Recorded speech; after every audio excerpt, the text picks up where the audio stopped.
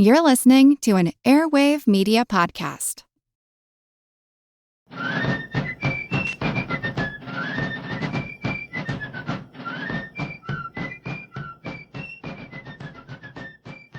Hello, and thank you for joining the American Revolution. This week, episode 349, Creating a Presidency, 1787. Over the last couple of weeks, we've discussed how the Federal Convention in Philadelphia in 1787, later known as the Constitutional Convention, wanted the U.S. Congress to operate. The Congress was by far the most important and powerful branch of government, and of course it was the only branch of government that existed above the state level under the Articles of Confederation. The delegates, however, also recognized the need for an executive branch. They had had trouble trying to oversee the execution of their own laws under the Articles of Confederation. By the end of the war, the Confederation Congress was appointing secretaries to manage important components of the government. Most delegates recognized the need to create a better structure to execute and enforce the laws. All the states had some form of executive, which was the model that also existed in Britain. Of course, in Britain, the executive branch was headed by the king. No one at the convention, with the possible exception of Hamilton, wanted a king to rule over the United States. So there was great debate over what an executive branch should look like. Now, one question which the delegates debated was whether there should be a single chief executive or an executive committee. Madison's Virginia plan called for the creation of a single chief executive who would be appointed by the Congress for a fixed term and that the executive could not serve a second term. Patterson's New Jersey plan called for a group of executives to be chosen with similar restrictions. James Madison and Gouverneur Morris were the most prominent in arguing for a unitary executive. Having a committee subjected the executive to internal divisions, which would create problems, similar to a divided Congress. Former Governor John Rutledge of South Carolina also spoke in favor of a single chief executive. Proponents noted that every state had a single governor. A single chief executive would have more accountability to Congress, would be more capable of secrecy, dispatch, and decisive action, and would simply be the most efficient. Now, there were those who had concerns about granting so much power to a single person. So much of the convention's debate centered around checks and balances that would prevent any single faction from gaining an upper hand. Turning over so much power to a single person could thwart those protections and give an ambitious man a path toward becoming a tyrant. While all states did have a governor, many of the executive functions were done by a governor's council. In the colonial era, while there were governors, many of them were absent or inactive, allowing local councils to perform many of the executive functions. Virginia Governor Edmund Randolph strongly opposed a unitary executive. For him, it just came too close to monarchy. George Mason similarly opposed it, calling the proposed presidency an elective monarchy. For opponents, a plural executive created more checks and balances. Randolph even suggested a 3-member executive council, with each member being drawn from a different section of the country in order to ensure that no region of the country could dominate. Despite these objections, the convention voted 7 states to 3 in favor of a single executive. New Jersey did not participate in this vote, and this vote actually even took place before the New Jersey delegates proposed their New Jersey plan. Despite a minority's efforts to reopen debate later, the majority considered the issue settled. When, on July 17th, the proposal was put forward to formalize the clause establishing a national executive consisting of a single person, it was agreed to unanimously. Opponents, however, conceding that point, argued that there should be an executive council to restrain the single president at the top of the branch. Some argued this council should have power to vote on vetoes of congressional legislation. The idea of creating a council was more divided.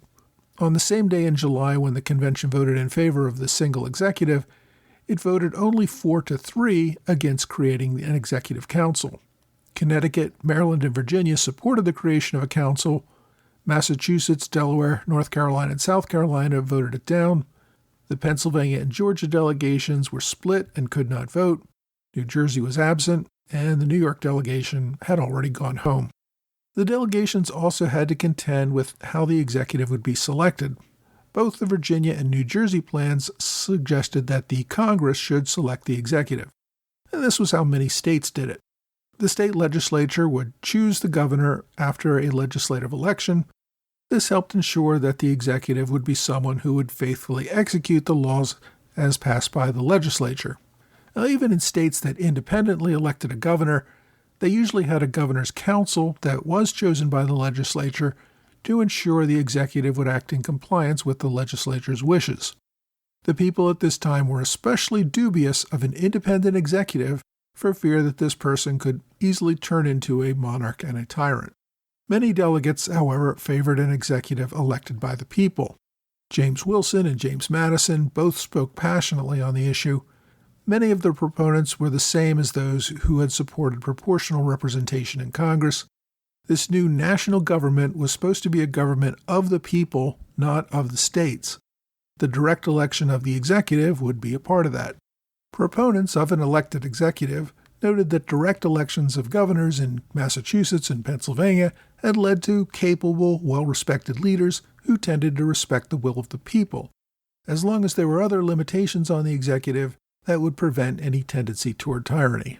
These same proponents also noted that it was to be a government of checks and balances. If the executive was truly to be a check on the legislature, then the executive could not be completely dependent on the legislature. One of the biggest arguments against the direct election of an executive was that it was impractical.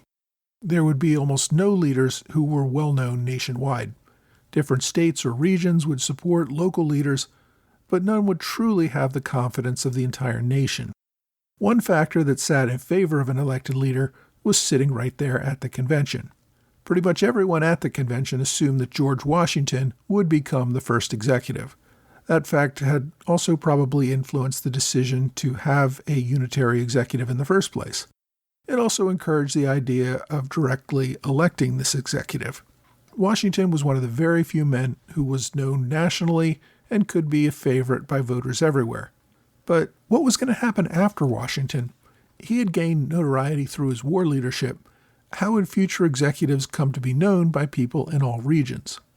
During the first week of debate at the convention, Wilson brought up the idea of dividing the country into electoral districts. The people would vote for an elector, then the electors would come from all over the country and meet to select the executive. This would keep the process separate from Congress and would prevent the executive from being so dependent on Congress. Now, at the time, the delegates were not happy with the idea of an electoral college and voted it down, with only Pennsylvania and Maryland supporting the proposal. The majority supported having the legislature choose the executive. The delegates tabled the matter for about 6 weeks until July 17th, the same day that the convention agreed to a single executive. By that time, the delegates had also agreed on a proportional House and a Senate chosen by the states. Once again, the debate seemed to come down to not wanting the executive to be chosen by the legislature, but also not thinking that the people could coalesce around a single choice. Congress also decided to remove the restriction that prevented the executive from being reelected. If Congress chose the executive, then the executive would simply act to please Congress, and then Congress would reelect him, thus effectively creating what could be a lifetime tenure. Some delegates were okay with that, even suggesting making it a lifetime tenure with Congress only having the ability to remove the executive for malfeasance. Madison opposed the idea of having an executive that was completely dependent on Congress to remain in office. It went against his principles of checks and balances. The executive simply became subservient to Congress in such a system. George Mason also opposed the idea, thinking that an executive who essentially had an office for a lifetime would become a king and eventually evolve into a hereditary monarchy. So some other delegates suggested a third option. Elbridge Gerry of Massachusetts, Roger Sherman of Connecticut, argued that an executive should be chosen by state legislatures or state governors. That way, the executive would serve as a check on the abuse of power by Congress over the states. Debate in late July turned back to the idea of having people select electors who would choose the executive. And even at that point, there was no good consensus on how to do it. By late August, the convention established a committee of detail to try to create a coherent system based on the many votes that had already been taken. The committee's vote on August 24th proposed an election by Congress, but still left the details vague on exactly how it was going to work. In early September, another committee took a stab at the issue, this time essentially punting on the selection entirely. The committee proposed that each state would select electors based on whatever criteria they wanted. If they wanted the people to vote for the electors, fine. If they wanted the governor to appoint the electors, that was fine too. Each state would get electors equal to the state's representation in Congress. That meant that the smaller states got more votes per capita, since each state got 2 electoral votes for their senators, but larger states would still have a greater say overall based on the number of representatives that they had. The electors would meet at the nation's capital and vote on an executive. If no candidate received a majority of votes, then the Senate would choose from the top 5 candidates from the Electoral College. Now, this was a win for the small states, since the delegates believed that in most cases there would be no national consensus for a chief executive. By letting the Senate make the selection, small states would have a greater say over the office. Those who wanted the people to elect the executive opposed this idea. First, there was no guarantee that the people would have a say in choosing the electors, since that was up to each state. Secondly, the Senate was made up of people who were appointed by state governments, meaning that the voters would even be more distant from influencing who would serve as the chief executive. In addition, the Senate was made up of only 26 people. In a heavily divided race, the executive could win office with less than 10 votes from unelected politicians. At the very least, these people argued that the election should be in the House of Representatives, which was directly elected by the people. Now, of course, the smaller states didn't like that idea. Election by the House meant that larger states would have a much greater say in choosing the executive. Now, eventually, these two sides reached a compromise, once again proposed by Roger Sherman of Connecticut. When the Electoral College failed to give a majority to a single candidate, the House would vote for the executive instead of the Senate. But each state delegation in the House would get only 1 vote. So smaller states would still have a much greater say in the election of the executive. Now, because the chief executive was an entirely new position, there were all sorts of debates over how long a term in office that it should be. In the first week of deliberations, the convention agreed that the executive, selected by Congress, would serve a 7-year term and would not be eligible for re-election. The delegates, however, returned to this question several times. Proponents of a longer term for the executive wanted a stronger executive who was not dependent on the legislature or anyone else to make decisions on behalf of the country. Even 7 years might not be long enough. Gouverneur Morris suggested that if an executive had only a few years in office, he might be more prone to go to war to win glory in his short term in office. Others made suggestions for a longer term, including maybe 15 years. A few, like Hamilton, supported an executive who would be appointed for life. This would allow the chief executive to look forward to the long-term needs of the nation without having to worry about disapproval or what he's going to do after leaving office. On the other side, there were those who wanted to keep the executive on a short leash. Some proposed short terms, maybe 2 or 3 years, allowing the executive to serve multiple terms. This would ensure that the chief executive would remain obedient to the wishes of Congress or the people, at least if he wanted to keep his job. In the end, the convention went back to the delegates' original agreement. In late July, they voted that, the president was going to serve a single 7-year term and could not seek re-election. And this passed by a vote of 6 states to 3. In August, the Committee of Detail, which was the first to decide that the executive should be called president, included in the convention's decision that the president should serve a single 7-year term. Up until this time, the convention simply referred to him as the executive. Then, in August, the Committee on Unfinished Parts, which was supposed to fill in items where there was no consensus, somehow just decided to change the term to 4 years and also remove the bar against re-election. It's not clear who made this change, but several committee members did not like the 7-year term, and despite the fact that the convention had voted on that decisively, they just changed it in committee. Similarly, the Committee of Detail came up with the requirements that the president be at least 35 years old, a natural-born citizen, and be a resident of the U.S. for at least 21 years. There seems to have been almost no debate at the convention on any of those qualifications. The convention, however, agreed to all these committee changes unanimously. However, about a week later, Another committee reduced the residency requirement for the president from 21 to 14 years, and nobody really complained about that either. No one seemed to think that these requirements were particularly controversial, and since it was near the end of the convention, I suspect most delegates were just getting tired about arguing about all these little details. The delegates also determined that the president should be commander-in-chief of the Army, Navy, and the state militia. While Congress had exclusive power to declare war, the president would be in command of the military. During the Revolutionary War, there was no civilian commander-in-chief. George Washington, as head of the Army, was just given that role. Since most delegates took for granted that George Washington would also become the nation's first president, it seemed natural to give him command of the military as well. More controversial was the debate about whether there should be any sort of approval for a standing army in time of peace. After all, standing armies in times of peace had been considered part of the British tyranny that justified independence in the first place. One delegate joked that a standing army was much like an erection, quote, an excellent assurance of domestic tranquility, but a dangerous temptation to foreign adventure. Elbridge Gerry of Massachusetts proposed that a standing army be limited to only 2,000 or 3,000 soldiers. Luther Martin and Roger Sherman also expressed agreement on having some cap on what could become a possible instrument of tyranny. Now, although it was not noted in the minutes, there were many stories afterward that George Washington commented in a loud whisper that perhaps the Constitution should also limit an invading forces army to the same number.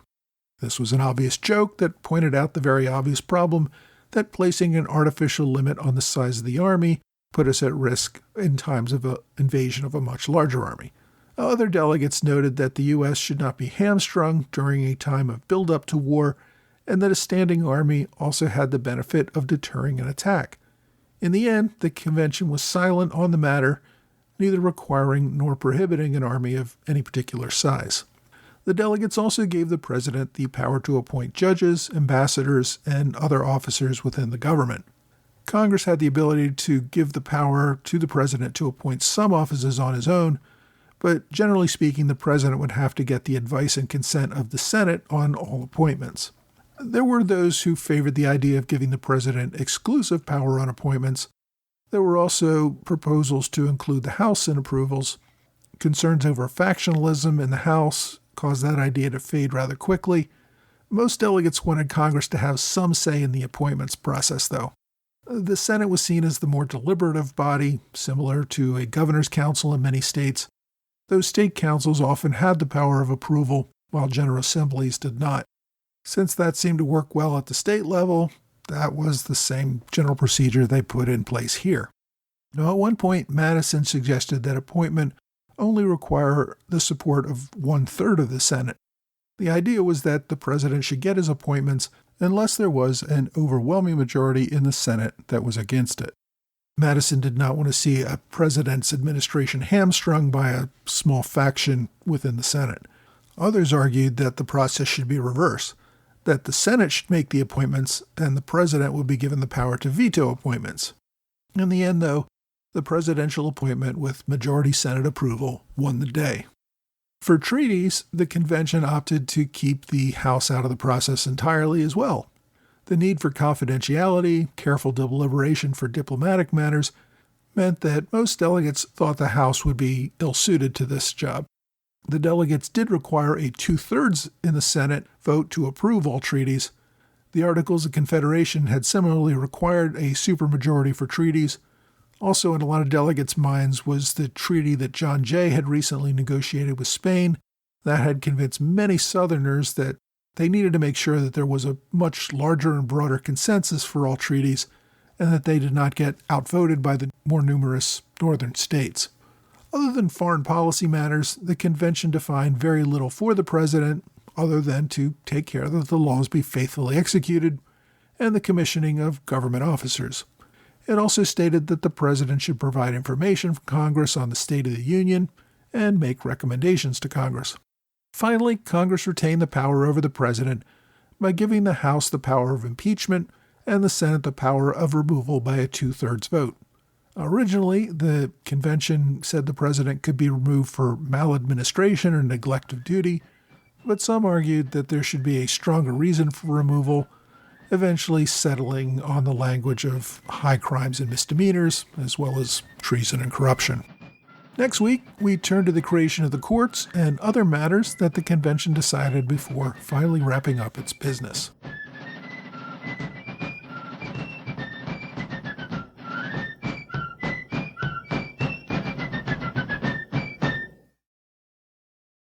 Hey, thanks for joining the American Revolution Podcast After Show, part of the Airwave Media Network.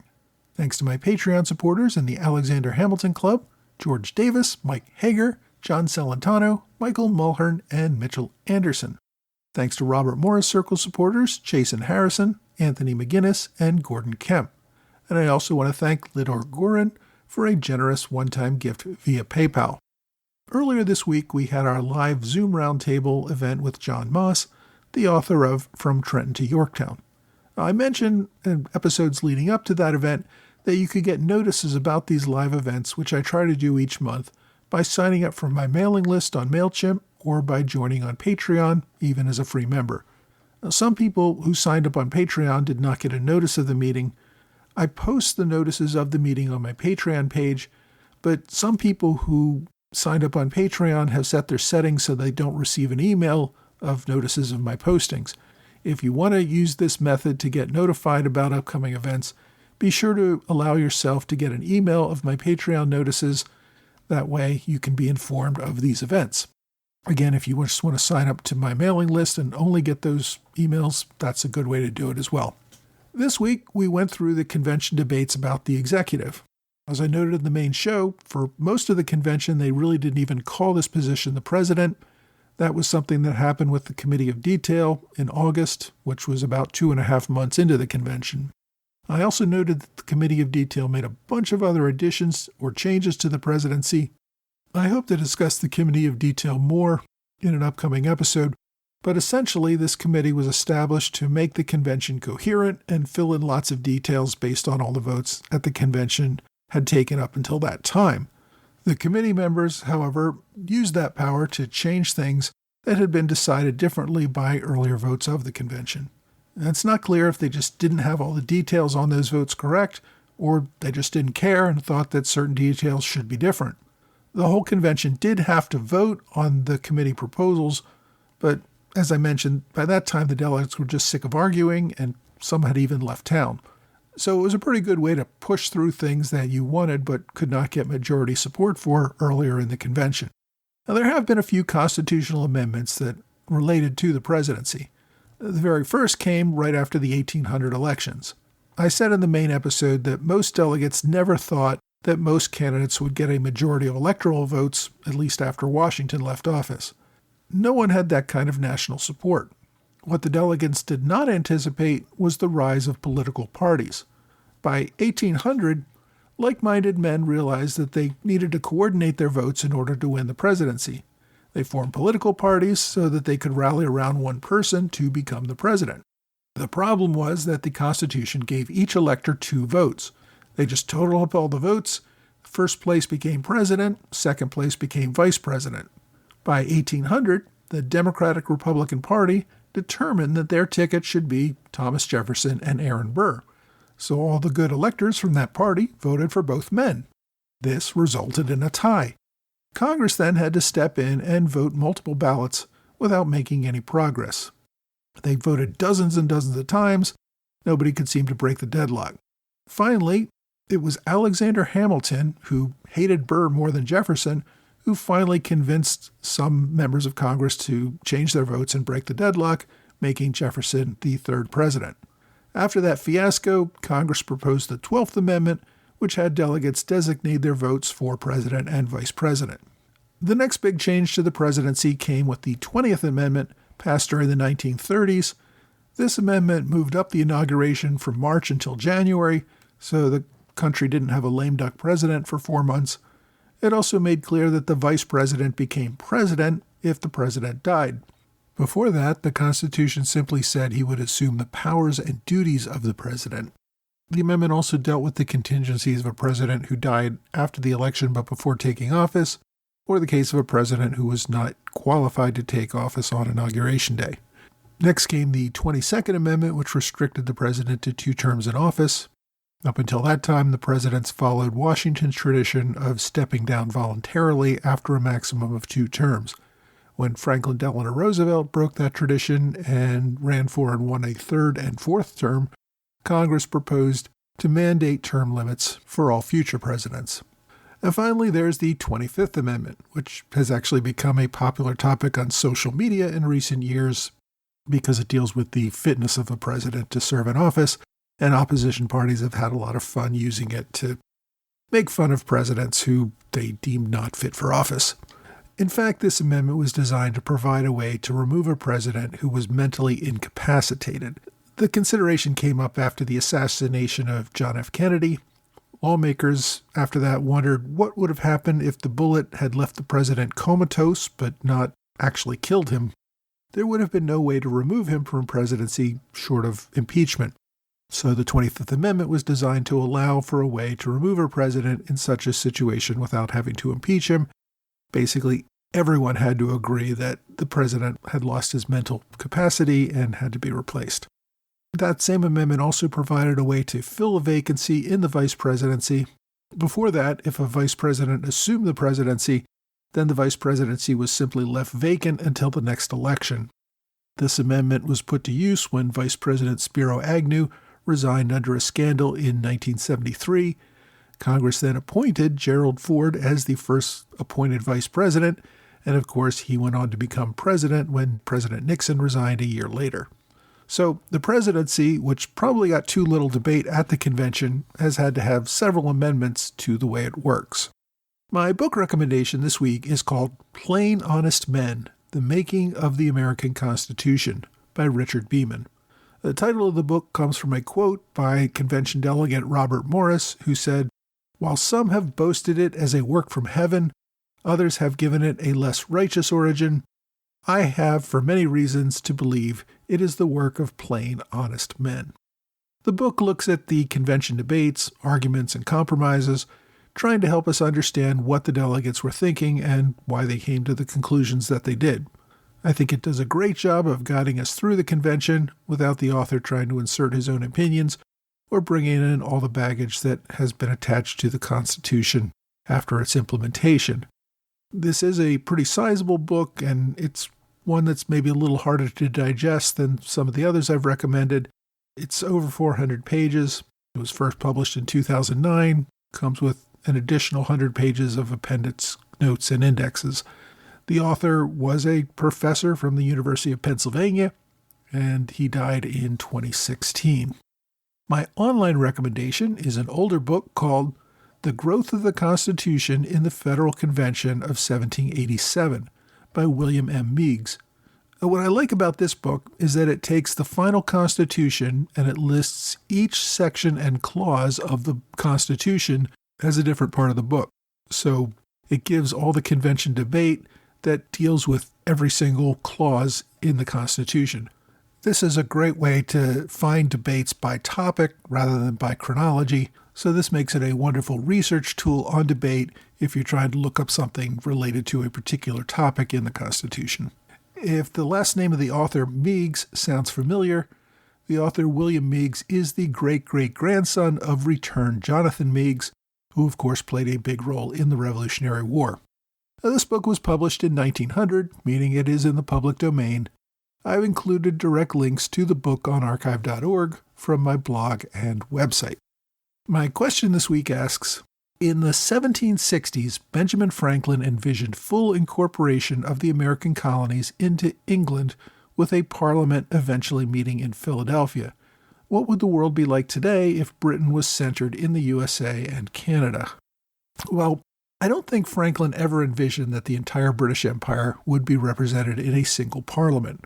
Colonies were far too distant from Britain to make that practical. It took 3 to 4 months minimum to make a round trip across the Atlantic. There was also a reasonable possibility of dying on such trips, mostly from disease or storms. Politicians simply could not do that on a regular basis. In fact, when several leaders spoke with Franklin on the eve of the Revolution about giving the colonies some representation in Parliament, Franklin told them that it would not work. What Franklin and other colonial leaders envisioned was that each colony would have their own legislature, as they already did, and that operated under the overall rule of the king. Now, they also envisioned the idea that maybe the colonies would form together in a continental congress, and that would also serve under the authority of the king. But they never really intended to serve in the British Parliament. These separate legislatures would coordinate under the guidance of the King's Privy Council and work for the good of the overall empire. Now, if it did happen, the world would of course be very different. The U.S. would not have grown as it did. Britain did everything it could to slow Western expansion. France would not have sold Louisiana to the British. Less immigration from Europe would have kept the American colonies much smaller and less powerful, as would the empire's policies that prevented industrial development in the colonies. While what is today the U.S. and Canada might have grown more powerful than England eventually, they would not be nearly as large or powerful as they are today. But if Britain did cede power to the larger population centers, it is likely that England, Scotland, and Wales would just be states in a larger union of states today. If you have a question you'd like me to answer, please reach out to me either via email or on X, Facebook, Quora, or Reddit. Well, that's all for this week. I hope you will join me again next week for another American Revolution podcast.